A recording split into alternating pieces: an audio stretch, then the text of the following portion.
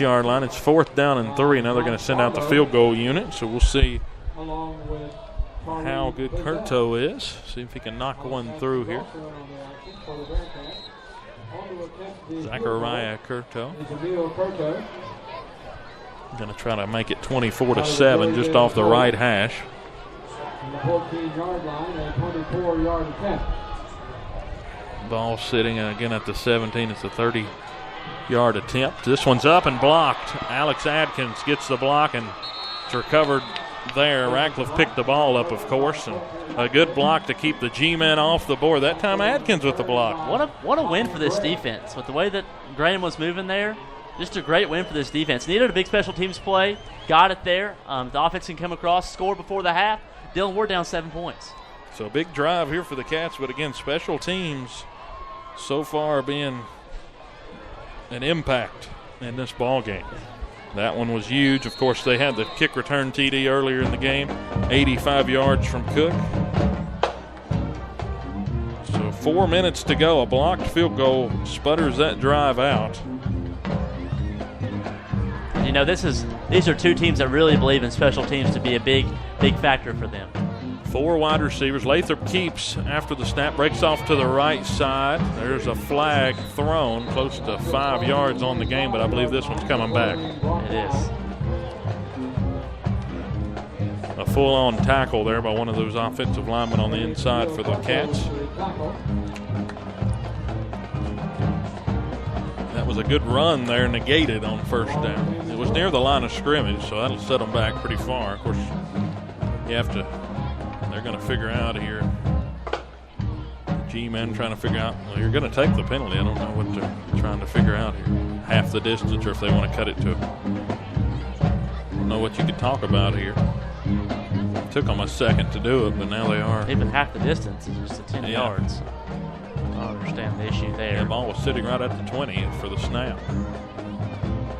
Yeah, they're going to set it right at the 10, at the 11 actually. 3:52 to go, 21-7. Bearcats have the ball here in the second quarter. They're trailing though to the G-men. Again, a battle of 5-1 teams tonight in Bluefield, West Virginia. Graham, one of 5 teams in the United States to play their home games in a different state. This time Lathrop drops back. He's under pressure. Now rolling out to the right side from the 10-yard line. Launches it over the middle, but it's short. Trying to come back to the ball. Looking for a penalty. They didn't get it. Coach Christ fired up down on the sideline. It was intended for Michael Bradley. He was coming back for the football. He face guarded, completely pushed the wide receiver. Yeah. That has to be a penalty. I understand throwing the ball short. You see that happen a lot these days. But if you don't get your head turned around, the defender never turned his head around, and that probably should have been a penalty. Lathrop can only put so much on that ball rolling out of the pocket like he did, but just a tough no call there for an offense that's been pretty stagnant. It doesn't matter how much Jamie puts on that ball. The ref didn't put any on it to get that flag out of his pocket. 2nd down and 19. Ball's on the 11. Dropping back is Lathrop. He'll pump fake. Now looking downfield. Everyone's running their routes. That's a dangerous, and it's intercepted right at the 25-yard line. Shouldn't have happened. Just a late throw back across the middle. Lathrop trying to force something there, and an interception. And it's got the G-men right in Bearcat territory. They're just setting the ball down. I don't know what they're waiting on. I believe they threw a flag there. Personal foul. On the defense. Wonder if it's post-play. You would think it would be post-play. It looks like it is. Yeah, the quarterback's coming out. So it was after the play was over. So it's going to set the ball back at the 40-yard line. The turnover occurred and got them up near the 40 at least. They're going to set it at the 39, so it's better than the 25. But a tough break there for the Cats. Had a lofted ball down the field, and could have probably been a pass interference. Didn't really let him have a chance to come back to the football, but again, an underthrow. But again, you got to give him a chance, I would imagine.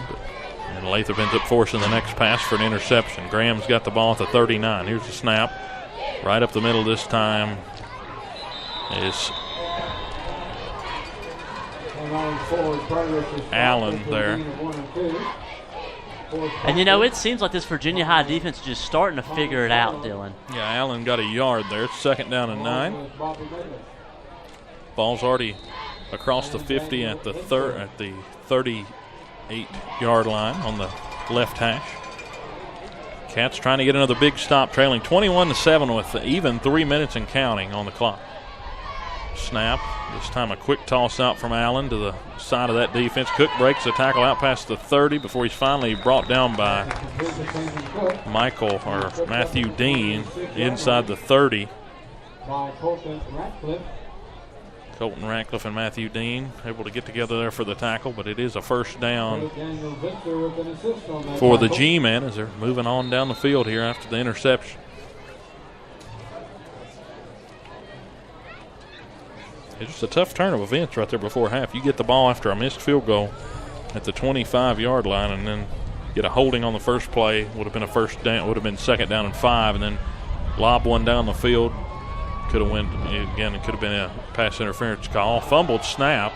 Ball's down on the ground, picked up, and he's trying to get a throw off, and this one falls incomplete. Lucky to even be able to get the throw off was Allen as the ball was a low snap. He was able to incomplete it. 2nd down and 10. And Bazell was doing a great job. Almost got him a pick. He's there all night. He's going to have to come up with one here sooner or later. It's a tough job, having to guard number 5 there for Graham. That's Tamon Cook. Gennardi with a touchdown pass earlier in the game. Definitely the most dangerous target on the team. Might be the most dangerous target in the district this season. Possibly the region. As good as he is, he's definitely him and Union's tight end could probably give a good fight.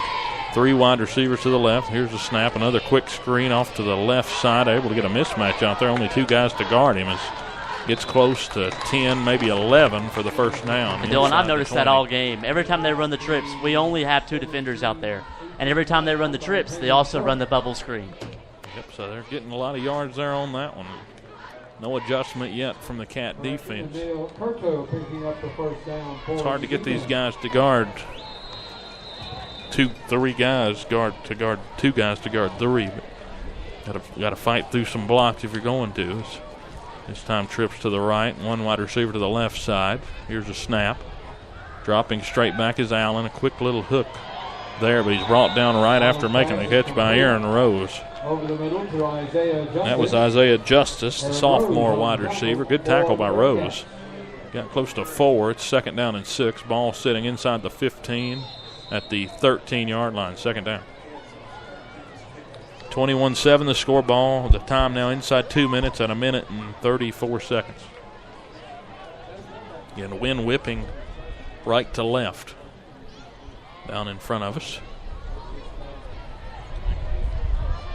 And there's a snap. This time Lester off the left side trying to make some room. He can't get anywhere. He's actually knocked out of bounds by Alex Atkins. And Dean knocked over Michael Bradley trying to get to that play. I believe there. Michael Bradley tackled Dean. Yeah, they're following each other, and one of them dove for the other and they both knocked each other out of the play, but luckily Alex Atkins was out in front of him and was able to get him. Lester's got some speed, the running back tonight. Any other running back in this conference would have got swallowed up behind the line of scrimmage there. He can make some room. He did lose a half a yard there, so it's 3rd down and 9 instead of 8. In the wind whipping in through the crowd, Mike. It's turned kind of chilly this afternoon. Coaches for Virginia High, some of them wearing pants. Over there's a snap, fake handoff, play action. This time throws it wide. It's intended for Cook, but he can't get a hand on it. It's incomplete. Got one hand on it, but couldn't make the grab. And that will bring up a 4th down, and let's see if they'll try another field goal. And it appears that they're going to give it another shot. Cats were able to block the last one. Minute 13 on the clock, and they're going to try to make it 24-7. Again, this was a big attempt here. Cats have 3 timeouts left with 1 minute 13 to go in the game. This is from the left hash. Ball sitting at the 15. Close to 32-yarder. Here's a snap. The hold is down. The kick up. And it is through just inside the right upright. 24-7 G-men as they take advantage of the Jamie Lathrop interception. They get 3 points on the board, but all in all, this defense again stiffens up inside the red zone and holds the G-men to a field goal. They were able to get a block the last time, but this time they put it through the uprights. 24-7.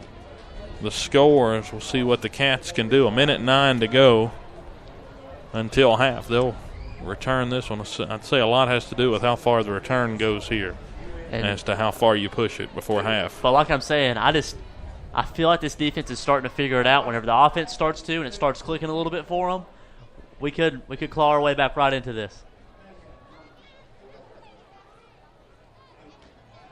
Now, all 3 timeouts for the Bearcats, trailing 24-7. So a 17-point advantage for the G-men, but still some time to try to work it down into field goal range.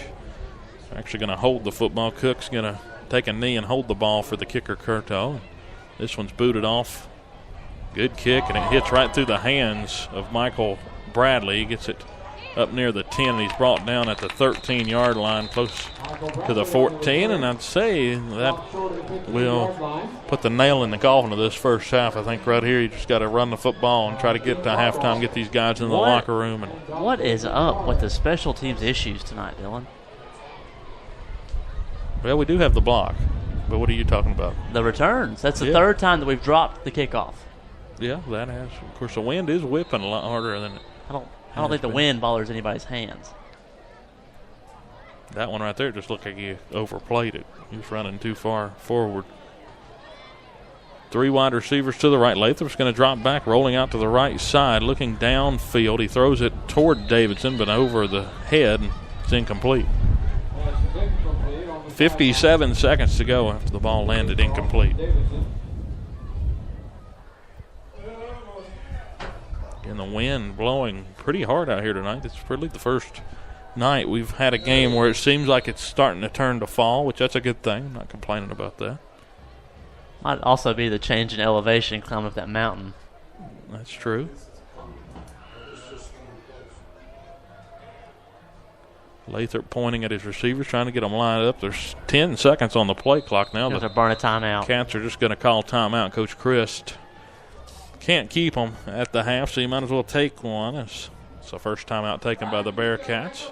Let's take a timeout with them. We'll be right back. 24-7, G-Man leading with 57 seconds to go until halftime. Hi, I'm Matt Kenseth. You don't have to be a race car driver to know that life can be full of drama. Some of it you can't control, like mechanical issues, high winds, and rain delays. But there's some drama you can skip. Skip the drama that comes with not having your high school diploma or equivalency. Find free adult education classes near you and finish your diploma. Visit finishyourdiploma.org. That's finishyourdiploma.org. You just need to take that first step and find free classes near you and leave the drama for the racetrack. Brought to you by the Dollar General Literacy Foundation and the Ed Council. Thanks for listening to tonight's game on Bearcat Radio. Remember that after the final whistle, all games are available for replay at Spreaker.com/Bearcat Radio. Welcome back to Bearcat Radio. Timeout still on the field as Coach Chris talking to the referees down there near the 12-yard line. Don't know what this could be about. There was nothing going on there. Of course, the Cats took a shot there on a pass play, but Coach Chris still down there talking to him during the timeout. He's still there. Pointing at the refs. Now he's going to walk back off the sideline, trying to figure out something. Cats have the ball going right to left. Ball is sitting at the 11-yard line. 57 seconds to go until halftime, trailing by 17 points to the G-Man. Again, like we were talking about there during the break, the offense looks out of sync tonight. Don't know if it's the defensive scheme or just something else. Lathrop trying to run off to the right side. He got close to the 6, got close to 8 or 9 on the run to cut it to 3rd down and short. Plus he stopped the clock. Only lost 6 seconds on the play. Good play there by Jamie to try to get something there on his own. It brings up 3rd down and 2. The line to gain the 24. Ball sitting at the 21. And I think we just need a little bit more balance in this offense. 23-yard line, that is. See what we can do here. 51 seconds. They've got 2 timeouts left. There's a snap. Lathrop dropping back. They're going to try to hit a hitch route, and it's intercepted. And it's going to be 6 points. Cameron Allen takes it into the end zone, an out route. Lathrop